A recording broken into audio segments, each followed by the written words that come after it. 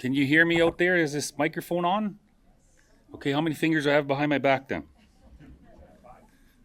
Two is right. My name is Lyndon Linklater, and I work at the Remai Modern. Yeah, I love Remai Modern. Don't you? Awesome. So I want to start off by acknowledging the Minnesota Vikings. I got my hat on, and we're huge Vikings fans. We're 4-0. It's unheard of, believe you me. But I want to teach you some of my mother's language, which is Plains Cree. My first language is English. But when I turned around 20 years old, I signed up for Cree 100. A couple of years later, Cree 101 at the university. And of course, my mom is fluent in the language. I'm wearing an orange shirt on purpose because we know tomorrow is National Day for Truth and Reconciliation in our country. And it used to be called Orange Shirt Day. So I can't help but share with you, a message about tomorrow. And how I want to do that is like through this little story that I'm going to share with you. So in English, when we pluralize subject matters, the general rule is you put a letter S at the end of the root word to make it plural. I see one chair, I see many chairs. Got to put that S at the end of the root word to make it plural. In our language, the general rule, our letter S is ak. So whatever word it is in the language, it'll end in ak. That will make it plural, more than one. But you only add ak if what you're talking about is alive. Okay, that's the general rule of proper Cree. And if the subject matter you're talking about is not alive, then you simply add ah at the end of the root word to make it plural. So for example, a chair, how we say chair, te tapawin. Can you say te tapawin? Very good. So what would be the plural of te tapawin? Very good. You sound like a bunch of English people talking Cree, but you're right. And ak, so how you say like a person, I seen you. Say that. Yeah, it's just like in English, I seen you. Yeah. But I seen you means a person. So how do you pluralize I seen you? Very good. I seenowak. Yeah, that's proper Cree. So in my mother's language, what I would say is tatamskatinawao. I shake hands with all of you. Ntohtemtik nuwako magantik. Kiawao Remai Modern I seenowak. Do you kind of understand a little bit? You are Remai Modern people. Remai Modern I seenowak. See? Cool, eh? Anyways, I'm fascinated by language. My late father went to the residential schools for 12 years. He was 5 when he started his residential schooling. And he used to joke about it that he was like a lifer. He went for 12 years. The first 8 in where we come from, which is in northwestern Ontario, Treaty 3. So the first 8 years there, and then the final 4, they sent him all the way to Saskatchewan, a place called LeBret. So that's where he did 4 years there. So he did a full 12-year sentence. He'd crack jokes about it. But he went on to become educated. He could read, he could write. But like many residential school students and what we now refer to as survivors, it really impacted his being as a human being, and it caused him great pain, and ultimately he developed problems. One of the major problems he developed was he became an alcoholic. And, because we're his children, we were all impacted and affected. But when I would have been around 10 years old, my dad got help, and he turned his life around, and he became sober. And what he ended up doing is he went back to his Ojibwe traditions. He reacquired his language. And who was there to support him was my mom. My mom's still alive. My mom's 82. And she went to residential school as well here in Saskatchewan. All her life, my mom's been rough and tough and hard to bluff. And when she was a little girl, she would literally kick, bite, and punch nuns and priests if they're mean to her. If they grab her by the ear, she'd be swinging away. And she had got into a lot of fights, and she got a lot of what are called lickings. Who here knows what's a licking? Whoever here got a licking? Yep, give them a licking. So that's how my mom was raised. And in her mind, if something's not right, she just comes out and says it. This is not right.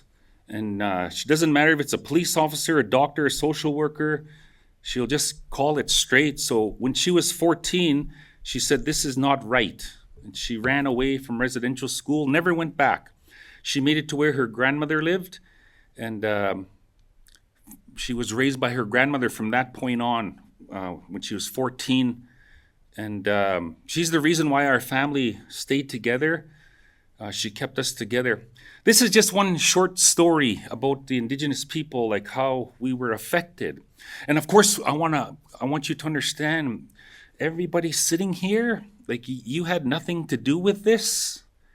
Our first residential school in Saskatchewan was built in 1874. And I'm pretty sure no one around here is from 1874, you know. But you see, this is our history. And this is what tomorrow is all about, is to bring attention to this time in our country. And we all, as Canadian people, we want better. We don't want to have a world like that. You agree with me? All right. So here's my Joe Kelly Van Damme. So if elected, I promise that I will. Anyways, I'm going to stop there. This is the kind of what the day is about tomorrow, to recognize the survivors, because they're still alive. A lot of them are still with us. But one day, like our World War II veterans, they're going to be all gone one day. But they're still with us. And so, you know, we will acknowledge them, we'll honor them, but also their children and their grandchildren. And as Canadians, we can learn about the history together in a good way, and we can move forward as a country to make our country better than what it is. So that's the little message I want to share with you. I'm gonna introduce our next speaker here, who's gonna take over. That I have a very important football game to watch. I'm just kidding. Anyways, welcome to the series here, the speaker series, Mendel International Lecture Series. I'd like to introduce to you Doug Matheson, who is the branch director of the RBC Dominion Security Saskatoon and is our chair of Remai Modern's board of directors. He joined the board in 2019 and he was named the chair in 2020. He's a recognized community leader whose guidance has been a vital resource for the museum. We are grateful for his strong belief and passion for Remai Modern's mission and his tireless work behind the scenes to support the work we do every day. He's leaving us. He's one day. But we're going to get some good mileage out of him yet. So I want to introduce our chair, Remai Modern, Chair Doug Matheson. Come on up and take over.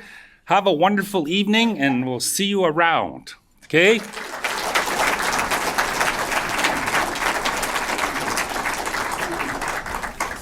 Thanks, Lyndon. As usual, thanks for starting us off in a good way. Wasn't expecting that. I am also a Minnesota Vikings fan, and Lyndon's also a Montreal Canadiens fan, as am I. So we've got that in common. So on behalf of the Board of Directors of the Art Gallery of Saskatchewan, which is the Remai Modern, welcome and thanks for joining us this evening. The Mendel International Lecture Series recognizes the legacy of the Mendel Art Gallery and of the Mendel family.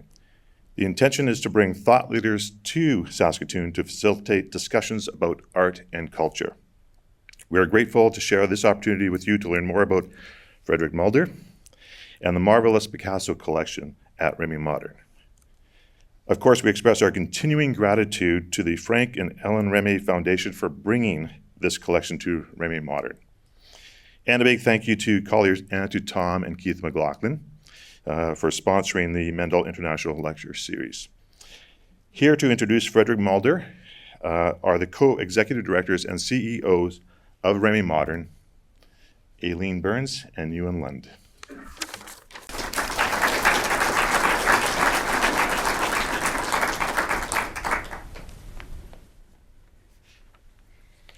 Thank you, Lyndon, and thank you, Doug. Frederick Mulder was raised in Eston, Saskatchewan. He's been deeply involved in the world of Picasso since he bought his first Picasso lithograph as a student in 1969. Following his education at the University of Saskatchewan, then Brown and Oxford, Mulder set up in London as a dealer in European printmaking. His firm, Frederick Mulder Limited, continues to be one of the world's leading specialists in Picasso prints. He is chair of the Frederick Mulder Foundation, which provides support to a wide range of social change issues, as well as the arts.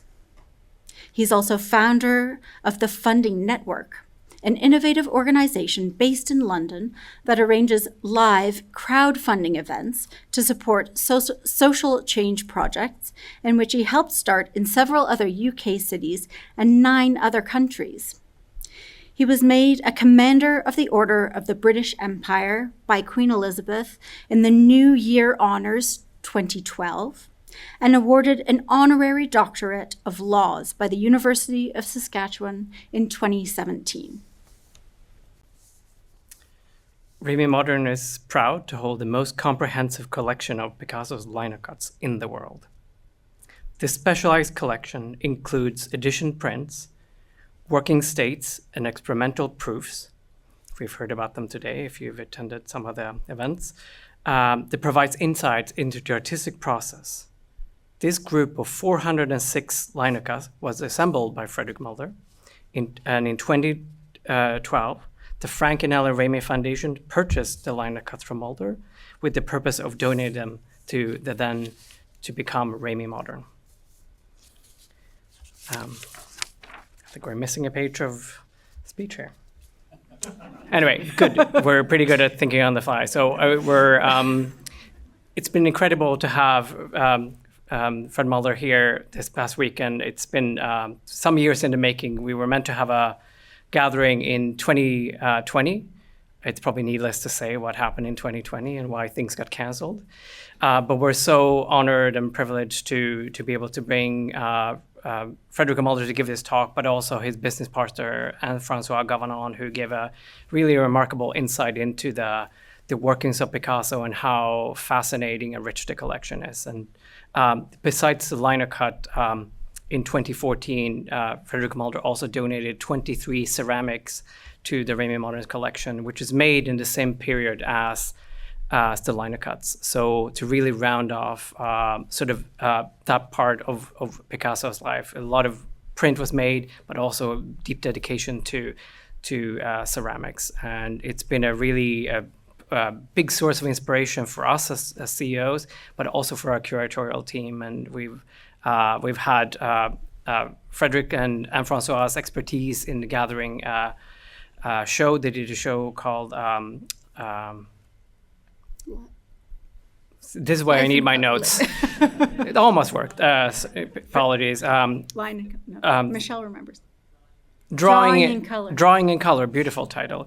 Drawing in Color in 2020, that was really showcased the breadth and the depth of the collection, but also it's been really exciting for our team here to assemble a number of shows, including, I think, the quite remarkable dialogue between Pablo Picasso and William Kentridge, currently on display in the Picasso Gallery upstairs.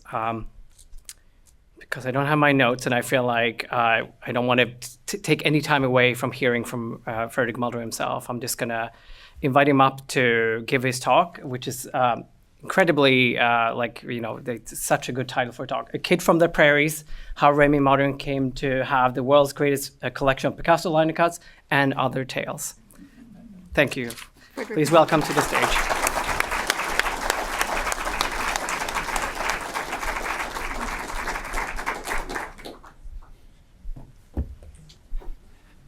Thank you very much. Well, I have to say, after an introduction like that, it's all downhill. So that's as good as it gets. Anyway, thank you very much. Of course, we didn't talk to each other before this, so I'm going to say some of the same things that they've already said, but I hope that'll be okay. Anyway, it's a great privilege to be asked to give this lecture tonight. It's wonderful to see full house, and it's just wonderful for me to be back in Saskatoon again after I came for the opening of the gallery, but I haven't been here for 7 years. And I'd like to start by just acknowledging there's several of my high school, the people I graduated high school with in 1961. If that's you, put up your hand. Oh, good. There's a little group. Good. We have a biannual Zoom call that we've set up, but this will be the first time I've seen them. We're going to have lunch tomorrow, so that's great. I'd also just like to acknowledge my 4 siblings who have come from three provinces. So we haven't seen each other for at least 10 or 15 years together, although we have regular phone calls. One of the only good things about the pandemic was that it made people like me realize they weren't going to be able to travel. So we set up a regular Zoom call. So that's been nice. It's also wonderful to be back at Remai Modern. I have a wonderful, happy relationship with the gallery, and especially, of course, with Ellen Remy, who is here tonight. Aren't you, Ellen? Yes, there you are. Good.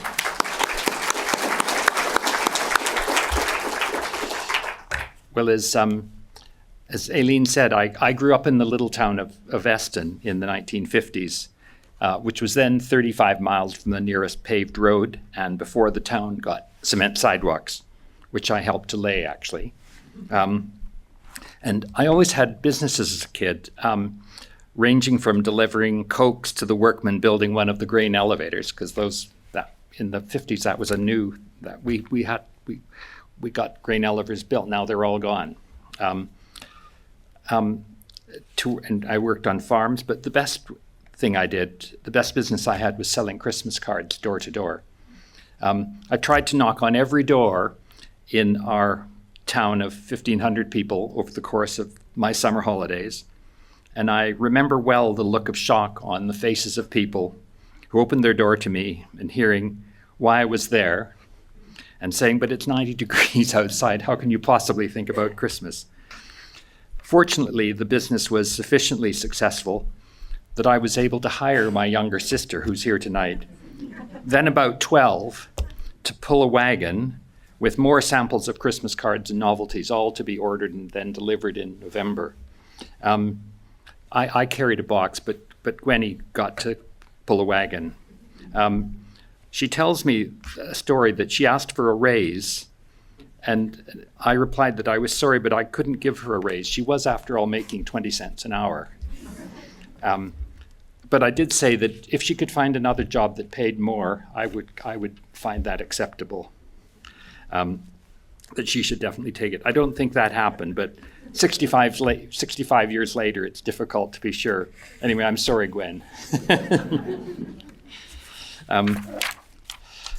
The last thing I could have imagined when I was growing up in Eston, very rarely seeing even the Saskatoon paper, was that one day I would be involved with someone with the fame of Picasso, who I'd never heard of, and indeed that one of the most significant projects of my life would involve Picasso, and in particular the compilation and sale of what is now the Remy collection of Picasso linocuts. When I talk about this collection, I always try to give people the sense of its importance and uniqueness, and I think the audience, I think they've got it now. But it is, after all, the largest and, as Johan said, and most extensive collection in the world of one of the 3 major classes of prints that Picasso made: etching and aquatint, lithography, and this linocut. Picasso loved printmaking and worked on plates virtually all his life from 1899 when he was a teenager till 1972, the year before his death. And it will always be the largest and most extensive collection of his linocuts for a very simple reason. When Picasso's estate was being divided up, the people tasked with dividing the hundreds and hundreds of prints decided to make packages for the heirs which would contain groups of impressions of individual subjects. So he made 193 prints. So they'd have all the impressions that happened to be in Picasso's inventory of print A, print B, print C, print D. So they might have 20 different prints, but 50 impressions of each. Instead of each heir having, one impression of this, one impression of this, one impression of that. The result of that is that they could never put together a complete collection of Picasso linocuts. On the other hand, his Hidalgo Arnera, his linocut printer, and whose role as a printer entitled him to keep one or more impressions of each subject he printed, to say nothing of the impressions Picasso picked out for him and signed and dedicated, kept at least one impression of every subject printed.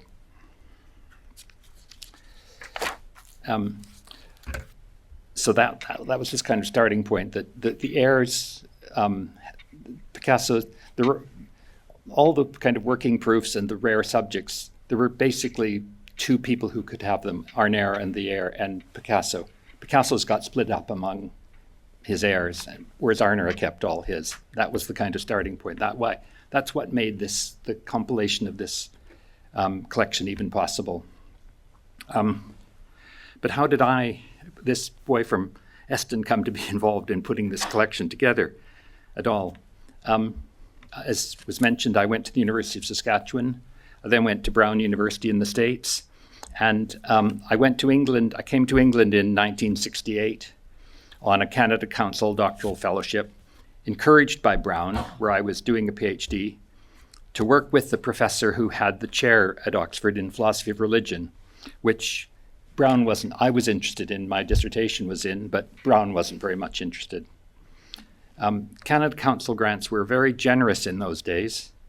And after reading about prints, actually on the plane on the way over to the UK, I started to buy them, some at Sotheby's and Christie's, some at a little firm on Museum Street that specialized in prints. And I ended up using a good part of my grant to buy prints. I later told someone named Alan Gottlieb, who used to be Canadian ambassador to Washington, was a client of mine before he became ambassador, and I used to visit him in Washington. But when he came back to Canada to be head of the Canada Council, the next time I saw him, I said to him, "Alan, I have to tell you how I used my Canada Council grant." And I said I used a good deal. I didn't end up being an academic, although I did finish my PhD. But I used it to buy prints. And Alan said, was a very good use of the money. So it was a kind of benediction, if you like, of what I'd done. I like the democratic nature of printed works and the fact that they didn't need gilded frames to show them off. I mean, I was from Eston after all. And their cost was pretty much still within reach of a student. I bought, as was mentioned, my first Picasso lithograph in 1969 for the grand sum of £18. In fact, I got rather hooked on collecting. I didn't really like sitting in a carrel for 8 hours a day, researching and writing a dissertation, I have to admit. And I'm finding that I could pay for trips back home by bringing a portfolio of prints, which I did a couple of times, which I would show to dealers and museums in cities on the way to Saskatoon, in particular Toronto, Winnipeg, and on one occasion Calgary. Once I finished my PhD, rather than coming back to Canada to teach at university, I decided with virtually no capital to set up as a dealer. In London, a dealer in London dealing with the printed work of European printmakers from 1470, which is the beginnings of printmaking, to 1970. So Dürer, Rembrandt, Goya, following through to the Impressionists, Renoir, the Post-Impressionists, Bonnard, Vuillard, and through to Picasso, Chagall, and Miro, which is where I ended. It's not something that would be easy to do now, and I had very little capital except what I had saved up and what I made by my trips to Canada. For some reason, the gods shone favorably on me, and the business went very well. I think the fact that I treated London as if it was Eston, where I could go and talk to anyone I wished to, was part of it. My first wife once said to me that I didn't so much ignore class distinctions, which were rife in the art world, as that I missed them altogether. Something I think was the legacy of a small town upbringing where there were discrepancies in income, but very little in attitude or status. I, of course, bought Picasso's as part of the stock I kept, but he wasn't a particular concentration of mine until I met a wonderful woman called Brigitte Baer, who those who were at Anne Francoise's lecture this afternoon will have heard of, who was then in the process of completing her 6-volume work of Picasso's printmaking. He made just over 2,200 different prints, worked on 2,200 different images and plates. So her work took many years. Brigitte lived on Quai Voltaire, just across from the Louvre, and her flat was, and I used to stay with her sometimes, and her flat was immediately above that of Maya Picasso, Picasso's daughter by his mistress, Marie-Thérèse Walter. Brigitte had the occasional, what I called a Picasso party, where she'd invite lots of people from the kind of Picasso community to her flat for a party, and I used to get invited. Her flat was, yes, Brigitte introduced me to Maya and to a number of other members of the Picasso family, and to people Picasso worked with, including Hidalgo Garnera, who had printed all of the 197 linocuts that Picasso made between 1951 and 1967. And I used to visit Arnera at his house in the south of France, in Valoris, just behind Cannes, a little bit inland, frequently, and would always come away with a group of 8 or 10 linocuts. There was a memorable series of visits where he sold me groups of linocuts to enable his son to build a house. The material from one visit funded the purchase of the land. Another couple paid for the building of the house, one for the architects, and the final one for, guess what, the pool. I got to know Arnera's family over the course of my many visits, and after Arnera's death in 2006, his heirs invited me to look at part of the estate.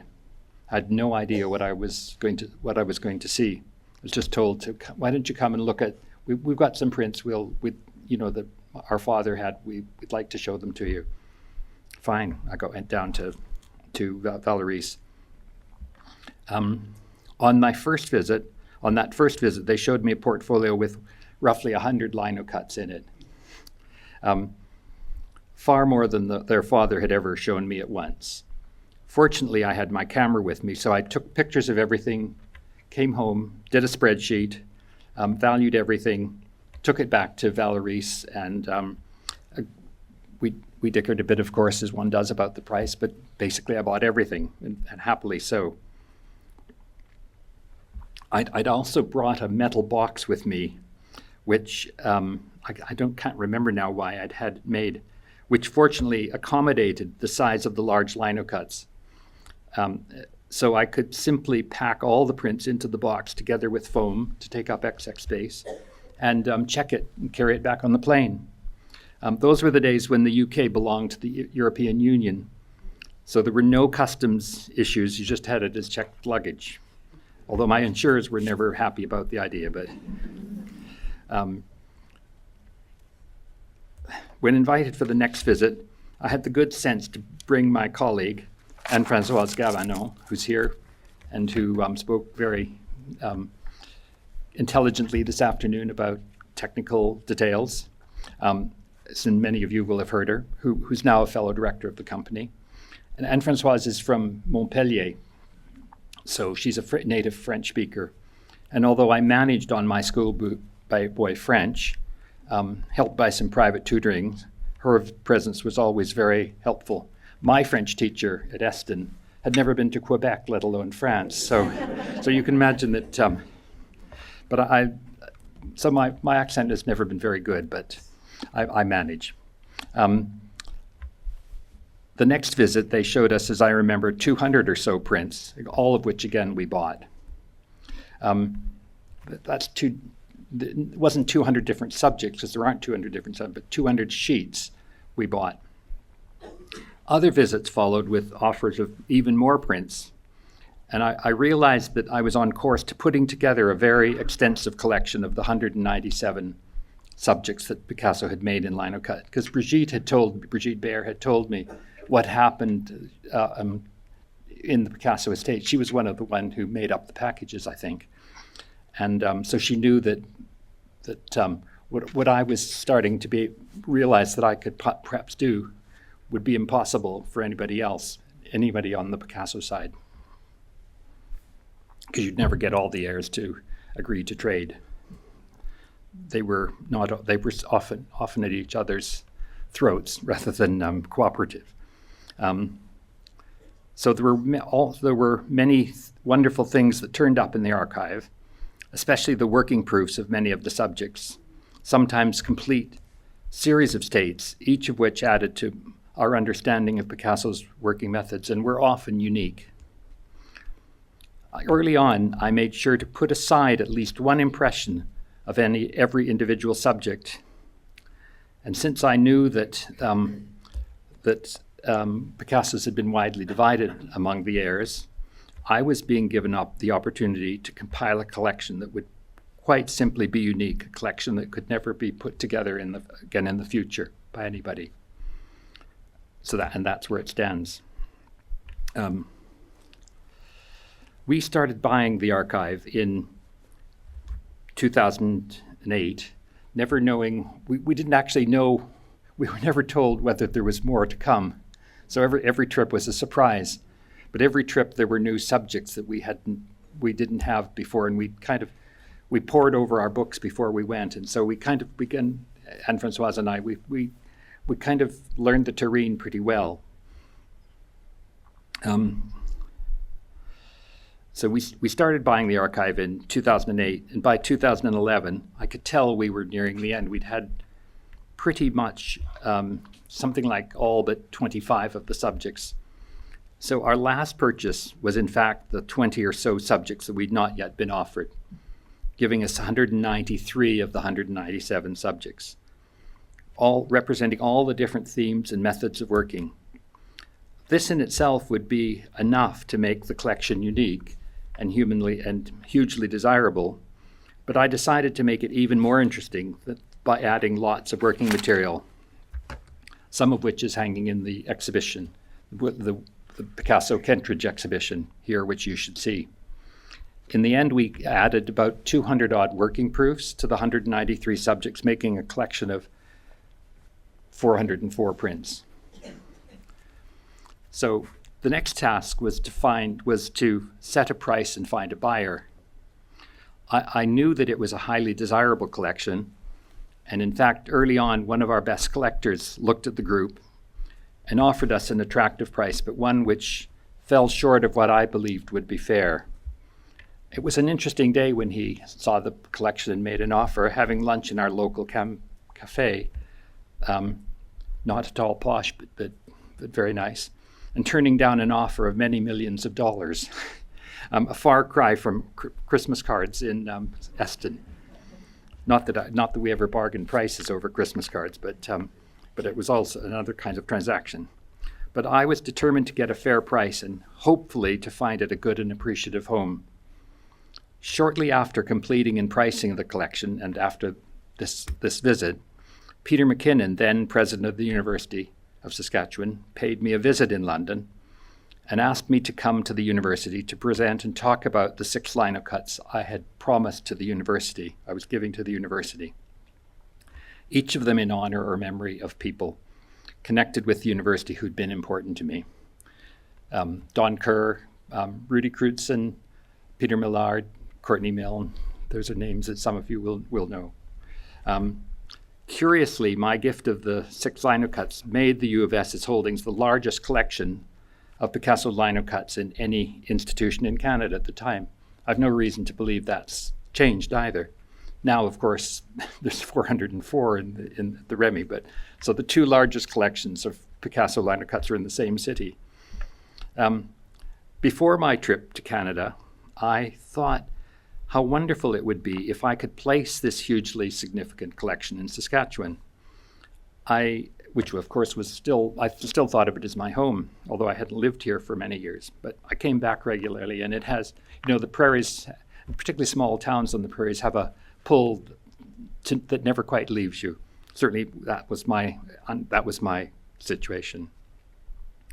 I knew this was 2012, that Saskatchewan was quite a well-off province, and I thought that perhaps the provincial government could somehow purchase it.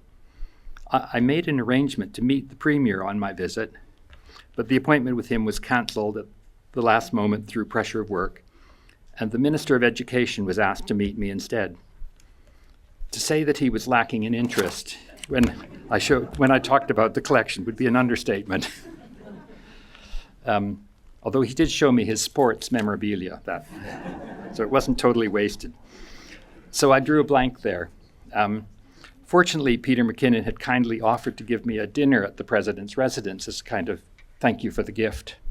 And among the other guests he invited, the wonderful Ellen Remy, who had recently made a major gift for a new building, this building that we're standing in. Well, I'm standing, you're sitting. So I got to meet Ellen there, although we didn't talk about the collection, but we had a mutual friend in Darrell Bell, who many of you will have known, now sadly deceased, and he offered to tell Ellen about the Picasso collection and to see if she might be interested. It turned out that Ellen, generous soul that she is, had already been thinking, I hope, Ellen, I'm not misrepresenting you, but this is my understanding,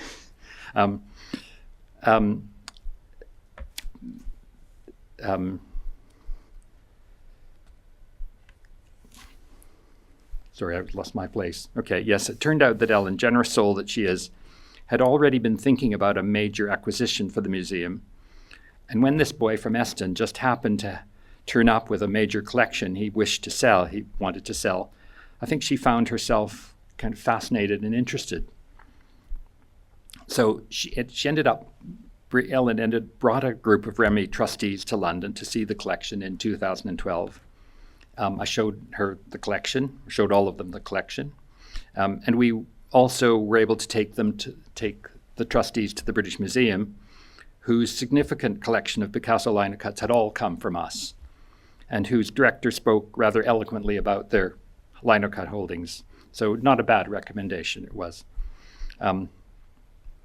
After the visit, Ellen pulled the trigger, bought the entire collection, much to my delight, and from what I understand, for her foundation, from what I understand, her delight as well.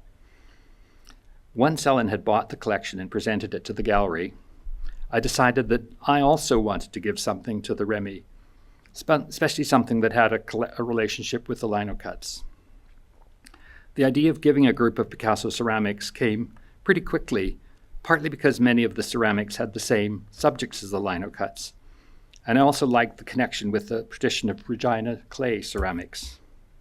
So we put together a collection of 25 Picasso ceramics over the next year or so, which I presented at the gallery, many of which are on show. I just want to show you, let's see if this works. Okay, so this is a linocut. It's not quite this big in real life, thankfully. It's difficult enough to move these things around without it. So this is a poster, original linocut poster, made from as many blocks as there are colors, because in 1956 he's making one block for each color. And it's to advertise the annual ceramics exhibition in the town of Vallauris, where Picasso lives. And you can see it's 1956. We passed to this also, ceramic done roughly the same time and with the same sort of imagery. And that doesn't happen very often, but I was on the lookout for things that connected it so closely connected the linocuts closely with the ceramics.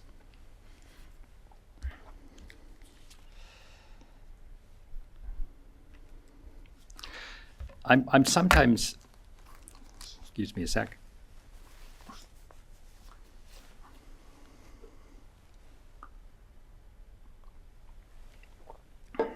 It's fun talking about this. I'm sometimes asked whether I don't miss the collection, and I tend to say that whatever feelings I have of wanting to see some of the things again, or live with them, is more than matched by the pleasure of knowing that large numbers of people are actually getting to see them. I've come to realize as I grow older that I'm not really a collector. There are some things I love and won't part with, but mainly I enjoy being a channel for wonderful works of art to flow from an artist or printer or collector through me and Anne-Françoise to a new home. The linocut collection was a very special project, and I can't think of a place where I would sooner it end up than Saskatoon, the Paris of the prairies, and a place where I thought the collection would be appreciated and indeed noticed as it is, I know now, not least through the sheer unlikelihood that a collection of that importance would end up many hundreds of miles from the kinds of big cities where special things so often end up, and where they fail to be noticed because there's so much for them to compete with. I get the feeling that really the connection is valued and used in Saskatoon, which is wonderful for me. So I've talked a lot about my journey, but I also want to say a bit about the serious collaboration of Picasso and Arner. Again, Anne-Françoise spoke eloquently and at much greater length than I'm going to. A theme that's run through this weekend. And not all of you will, of course, been to that, so forgive me if I repeat some things that she said for the others. Picasso worked with Arner from 1951 to 1967, but especially in two bursts in 1958 and 1962. Arner would drive most mornings, went from Vallauris, where he lived, to Picasso's home in Mougins, pick up a lino block or blocks. This is what Arner used to tell us. Then bring back the blocks and proofs. He would take them back to his imprimery in Vallauris, print some proofs from the lino blocks, then bring the blocks plus the proofs back in the evening and show them to Picasso. Picasso did a lot of his work at night, and by the next morning, Picasso would have worked on one or more blocks, and the process would continue. Arner would show up, take away what Picasso had worked on, and print again. In the early days of color linocuts, Picasso would cut one plate for each color, but he tired of having to work on the alignment of the blocks, and Arner taught him another method. I'm just going to show you quickly. I'm not going to go into analysis. So this is the great Picasso linocut, but it's also one of the early prints. It's done in 1958, where he's making one block for each color, and you can see that actually you can see the registration here. So didn't get it quite registered quite correctly, and he was quite a neat artist, actually, Picasso, in some ways, and he didn't like having to try to align the plates. So Arner taught him another method called the reductionist method. There was a workshop about it this weekend that some of you will have been to. A method that means, I won't describe the whole process, but all the colors are printed from a single block. The method means that having cut a block and printed it, you can never go back to an earlier stage. And I'm going to show you. So this is printed in 7 colors, all from the same block. So that you can see that I did think of showing you some proofs, but it would be that would a lecture in itself. And but think of the work of printing 7 times, each time with a different color, and you've had to cut bits of the block away in order to use the remaining surfaces for the next color. But Picasso, unlike most of us, was more than capable of this task. Contrary to what the art world thought for many years, that Picasso developed this technique, another example of his pure genius. The truth is that Arnera taught this method to Picasso, and Arnera had learned it in Austria during the Second World War, where he was sent as a guest worker, a Gastarbeiter, a euphemism if there ever was one. But he was okay, and placed in a print shop as that had been his work in Vallauris. And so he learned it in an Austrian print shop. So one interesting story of Picasso and Arnera is that Arnera's son used to tell me, is that of the presentation of the first invoice Arnera raised for his printing for Picasso. His son told me that he was asked to take the first invoice to Picasso. The artist looked at it and said, "You're not charging me nearly enough. When you print for Picasso, you think of a figure and double it." So it also shows that he was a great respecter of the people who worked for him. He didn't try and kind of get the cheapest price. He did quite the opposite. There was a great respect between the two men, and certainly Picasso dedicated a number of prints to his printer, often with an affectionate inscription. Just going to show you one. It's the inscription you see takes up almost half the size of the poster, and it's a big sheet. So I mean that's magnified here, but it's a serious inscription. It says for Arnera, Fils.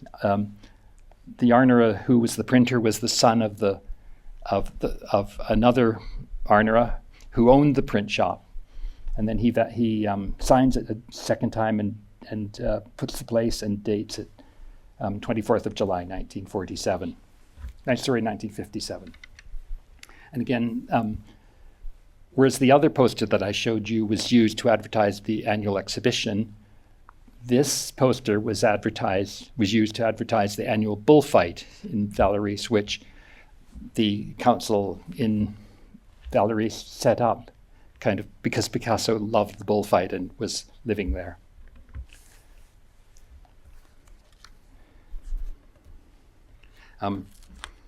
At the same time as there was a lot of respect between them, Arnera wasn't part of the Picasso scene that Douglas Duncan and others record. Their relationship was one of artistic collaboration and was probably all the better for it. Picasso once got Arnera to cut a lino block for a subject that would be printed from 2 blocks. Arnera would cut the bottom block and Picasso the top. The Arnera has one of the exceptionally rare examples of this collaboration, and Francois quickly showed a picture of them this afternoon. And which shows the discrepancy in expertise, and which understandably was never printed in an edition. Arnera was quite happy to concentrate on printing rather than trying to do something with Picasso in terms of making an image which Picasso would then use in some way. And he brought his considerable expertise to bear with great success. So it didn't last forever, the work with linocuts. It's about 1967, Picasso made his last linocut. When I asked Arnera why Picasso had stopped working in this medium, he said that Madame Ramier of the Madura pottery, under whose aegis that plate that you saw earlier was made, in the same, is also in Vallauris, so in the same place, a couple of blocks away from the Imprimerie. Arnera said that Madame Ramier of the Madura pottery had encouraged him to concentrate on pottery rather than linocut. That may be partly true, but I think that Picasso may also have felt that after creating almost 200 subjects, covering almost 200 prints, covering a great variety of subjects, and having done things with linocut which no one had done before, he'd reached the limits of his curiosity about how to explore the medium. In any case, he left behind a body of work in the medium, which is probably more important and indeed more interesting than that of any other artist. So, the sale of the collection is not the end of the story, and I'd like to tell you a little of the impact it's had on my life and on the lives, I think, of other people. I've had a charitable foundation since 1986, funded from the profits of my business, and which has supported projects in the developing world and projects concerned with the environment, as Aileen mentioned. When I sold the Remai collection to Ellen, I was able to take $10 million. And forgive me, I tend to be straightforward about money. It's not very English. I was able to take $10 million of the selling price and put it into my charitable foundation, which has allowed me to use the term play advisedly, but work at a very different level, giving something approaching $1 million a year rather than the $50,000 a year I'd been able to afford in the years leading up to that. It also encouraged me, because there was a lot of money and therefore a lot of decisions to make, encouraged me to bring my 3 children on as trustees, which has, I don't know if any of you have charitable trusts or trusts where your children are involved, but it makes for some very interesting discussions about what to fund and for how much. But that's all good stuff, and it's got my kids involved in not only in helping in thinking about the things that I bring, but things that they might want to bring, which they now do. The year 2012, when I sold the collection, came with an increased awareness of the approaching climate emergency, and I decided to concentrate much of my funding on that, backing projects that would discourage the flow of mainstream capital into the problem. This isn't going to make me popular with some people in Saskatchewan, I think. Sure, wouldn't if I were here. Which would decrease the flow of mainstream capital into the problem, fossil fuels in particular, and increase the flow of capital into the solutions, which are renewables and energy efficiency. We were able to fund some of the early work on the idea of stranded assets. The fact that since we as a global community cannot burn more than 25% of known global fuels without breaching the target that we should keep global warming to below 1.5 degrees above pre-industrial levels, the level at which there will inevitably be serious consequences, some of which we're already experiencing in terms of high temperatures, fires, and flooding. When we go over 1.5, we also risk setting off tipping points, among them the collapse of the Gulf Stream, which keeps the UK reasonably warm, and the disintegration of the ice of the Greenland and other major ice sheets, and which would flood many coastal cities. Looking back, I'm particularly happy to have also supported, I've supported a number of things, but the climate bonds, but one of the ones I'm most happy with, supported the Climate Bonds Initiative, which promoted the development of green debt used to help create a new low carbon infrastructure. When I began to fund this work with a kind of maverick Australian in 2012, he was hoping to see the global economy create something like $2 billion of green debt recently, $2 billion of green debt annually. But so successful was this work and so ready was the global community for it that last year there was almost $37 billion of new green debt. So $37 billion went in to help the creation of new low carbon infrastructure. Recently, I've also got interested in what are called natural climate solutions, things such as the protection of peatlands and the preservation of old forest and the replanting of new forests. As part of this, we've supported the reintroduction of the beaver into England. After 400 years of its absence from the country, it used to be all over the UK. As a Canadian, remembering the beaver on our nickel, I had and continue to have a kind of sentimental attachment to them, and particularly remembering a memorable night on the banks of the North Saskatchewan, when the photographer Courtney Milne, who became a good friend, and I camped during a canoe trip, and a beaver noisily felled a tree right beside our tent, the falling tree just missing the tent. People in the UK are only now becoming aware that the presence of these hard-working water engineers slow the flow of water, meaning less urban flooding downstream, increase biodiversity, and trap large amounts of CO2 in the sediment behind their dams. Unfortunately, in the UK, you need to get permission to even have beaver on your own private land. Wild releases where beavers can simply be released into the wild are still not permitted. When asked about allowing wild releases of beaver, our former environment minister said she had more important questions to deal with than beaver releases. Hopefully with the new government in the UK, I don't know if any of you followed British politics, but we have a new government. Hopefully with the new government in the UK, that will change. Well, I sometimes have asked myself why I do this work at all. My generation, born during World War II, but growing up in the 50s and 60s, had no sense of living on a planet, the natural systems of which were under stress. Now the climate is less stable with every passing year. Every year seems to bring more devastating extremes, heat waves, wildfires, catastrophic floods, and violent storms. In our pursuit of growth, we've burned through resources as if tomorrow didn't matter and emitted more CO2 than the planet can really stand.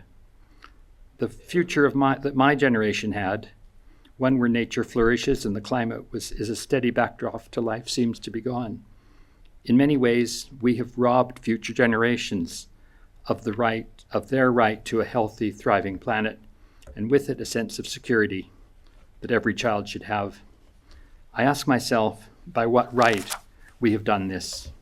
And the truth is, we had no right. We just did it. And that's why I'm doing something, however small, to help rectify this in my own small way. And as well as a sense that this is the ethical way to approach the environment, I have to say that it's also a great pleasure. A pleasure to be involved with what I think is the most important issue of my generation and probably the next. It also gives me a reason to get up in the morning. So just to go back to Picasso for a moment, I rather think that Picasso would approve of how I use some of the funds generated by his genius. He was, after all, along with many other European artists and intellectuals, a member of the Communist Party. I don't know how serious he was, but he was. At least until Stalin died and the evils he perpetrated came more fully into the light. I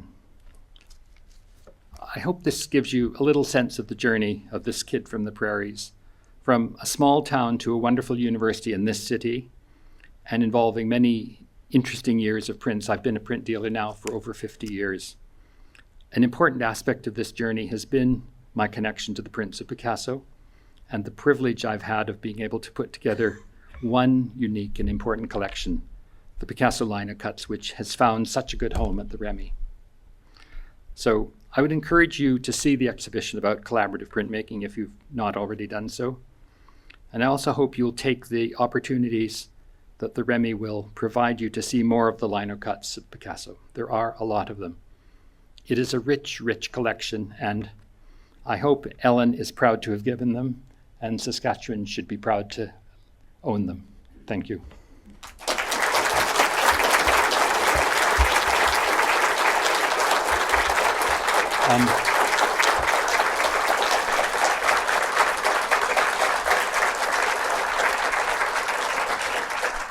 I'm happy to take questions if you'd like, if anyone has any questions, or if you'd like to. Wonderful. Yes, I'm Yeah. here to run around, but first to express. You can hear me. Great. My immense gratitude for that wonderful journey, a life's journey that was so enmeshed in art, but concerned about the broader conditions of the world. It was a great inspiration. And I have to say, what an exciting moment to bring that collection together. And, you know, you had that one meeting, and I don't know if that meeting was with somebody who was going to covet those works and stash them away, as some collectors love to do, to hold them in their homes or to keep them as assets or as a great privileged item in their own possession. And where the story is transformative for this museum, this community, but also for the future of art history, is that the connection was made between Ellen and Fred, and that collection is in a public museum where it can be researched, enjoyed, engaged with forever. it's held for the good of all people. So we're immensely grateful that you brought the collection together and that Ellen saw the value in bringing phenomenal works by an extraordinary artist into the hands of the broader public. It's a truly incredible story. So thank you both It's Ellen we should for be that thanking. to the museum.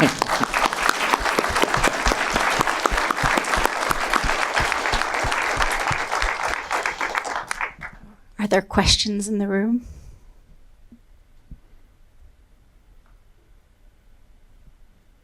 It's always a shy audience.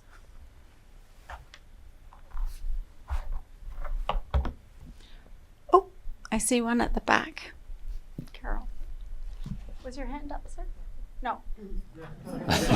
Now I'm pushing people to Don't ask worry, you questions. probably all want to go and eat dinner. If folks want to discuss things amongst themselves following the lecture. Oh, we do have one question. Interested to know if you've collected any other art outside of Picasso and anything in your history that kind of brought you. Early on, I was mostly interested in old master prints. So I had lots of Dürers, lots of Rembrandts, lots of the people who worked around them. Adrian von Ostade around Rembrandt, Hans Sebald Bayham and others around Dürer. There was a man called Henri Petier who had bought the whole Valar estate, and I used to go and see him and buy lots of Toulouse-Lautrec. I bought Renoirs. As a dealer, you have to be a little bit opportunistic in the sense that, you get introduced to someone or you meet someone or you come across a collection and, you have to kind of you have to buy things from where they're offered to you often and then find clients. There were dealers who always wanted to broker deals. I loved owning things for a while, being a channel for them, but I liked having them in my hand and being able to to offer them on.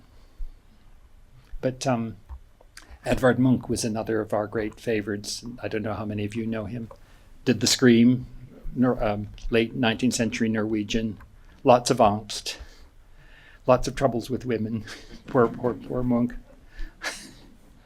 But a great lithographer and made wonderful woodcuts, color woodcuts. But otherwise, no, that's the only real collection I've made, and that's because I had the chance to put it, partway through that journey, I realized that I had the chance to put together something really unique, and that doesn't come up very often in life. And then to have it come to the province where you grew up, that was a dream come true, really. That was, talk about a situation that for me was win-win. That was great.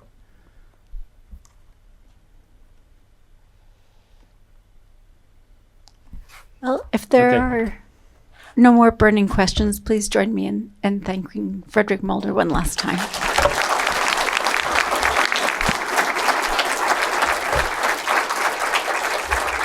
Thank you. Thank you.